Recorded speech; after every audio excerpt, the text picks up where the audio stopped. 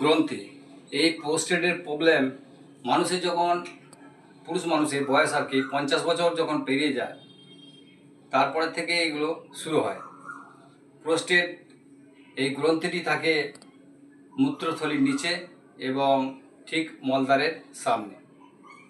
এই প্রোস্টেট থেকে মুক্তি পেতে গেলে আপনাকে রেগুলার কয়েকটি যোগাসন করতে হবে।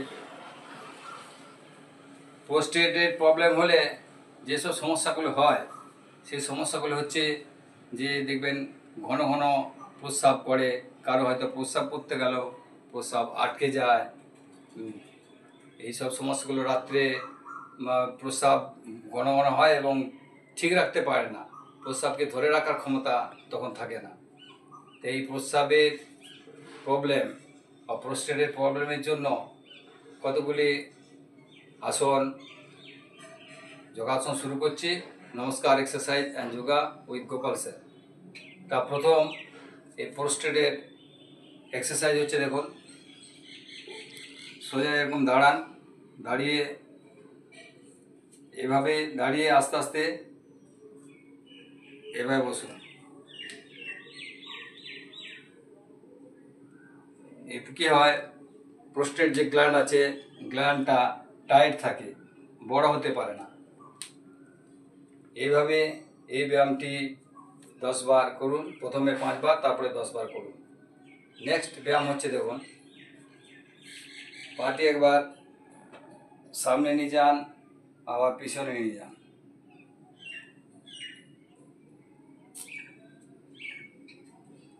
এবার বাঁ পাটি দেখুন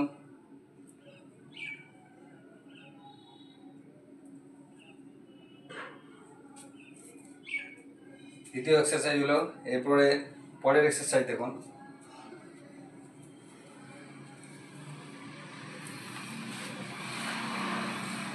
এভাবে প্রথমে শুয়ে যান, শুয়ে পর আস্তে আস্তে হাঁটুটি ভাঁজ করে এভাবে কোমর তুলে প্রোস্টেট গ্ল্যান্ড যা টাইট হবে এইভাবে করে থাকলে কিছুক্ষণ হোল্ড করুন, আবার নামান।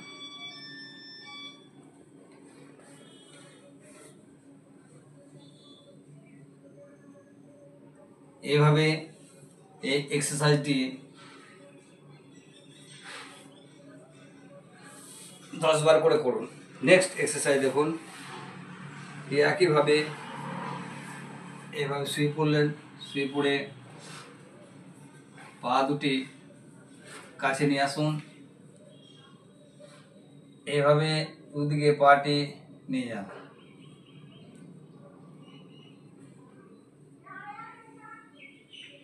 এভাবে এই ব্যায়ামটি 10 বার করুন। নেক্সট ব্যায়াম দেখুন,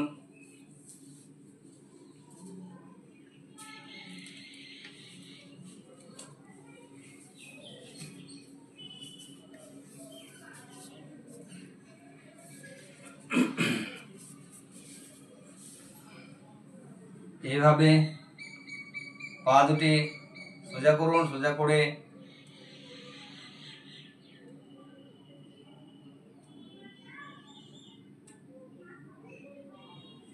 এভাবে 10 বার করে করুন প্রোস্টেট গ্ল্যান্ডকে মজবুত করার জন্য। নেক্সট ব্যায়াম হচ্ছে